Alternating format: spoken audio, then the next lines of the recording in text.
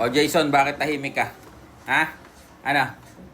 Bakit pag panalo ang Pinoy, tahimik ka? Di ba? Nung talo si Tapales, nagpiesta ka. Oo. Ang dami mong post. Diba? Dami mong epas eh. Nung nanalo si Taduran, tahimik ka. Nung nanalo si Magsayo, tahimik ka. Diba? Ganyan naman talaga ang purpose mo sa mundo ng boxing, di ba? Ang ikumpara, ang kapatid mo, sa lahat na lang ng Pilipinong lumalaban. Aasarin mo at ikukumpara sa kapatid mo pag natalo, pero pag nanalo, hindi ka mahagilap. Pag nanalo, tahimik ka.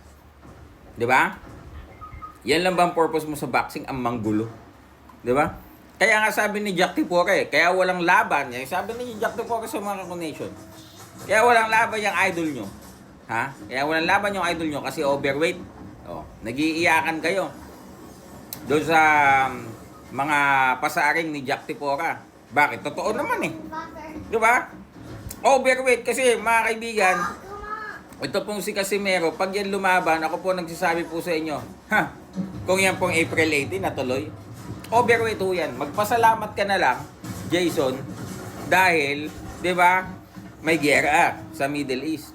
Apektado yung Kyrgyzstan. Di ba ho? O, tingnan mo, napakaganda ho ng performance ni Mark Magsayo. Di ba sa kanyang newly signed promotion na Zupa, mga kaibigan. Para po sa mga nagtatanong, Mark already ended with PBC and TJB, mga kaibigan. Yun po ang kanyang unang US promoter. Ngayon po, lumipat na po siya Zupa. Matagal na din po yun na ibanggit or na-offer sa kanya ni Sir Sean. But same people pa rin within the circle of Team Magsayo para po sa mga nagtatanong. Okay? Nakakaano lang talaga. Medyo, syempre, parang nakakainis na itong si Jason, masaya kapag may talong Pilipinong boxer. Di ba ho? Kasi bitter ho sila kay Tapales. Kung inyo pong matatandaan, nagkita ho sa Cebu si Tapales at si Casimero after pong asar-asarin ni Jason, ito pong si Tapales.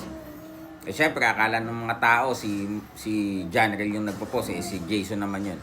So nung nakita sila ni Tapales, nung may boxing event po sa Cebu, tiningnan ho, talagang matalim na at masama ang tingin ni Tapales kay Casimero. Si Casimero ho, umabrasa, umapir. Hindi ho siya pinansin ni Marlon. Nakatingin lang ng masama. Di ba? Oh, kalampagin niyo si Jason. Ano masasabi mo, Jason? Ano, tahimik ka lang? Di ba?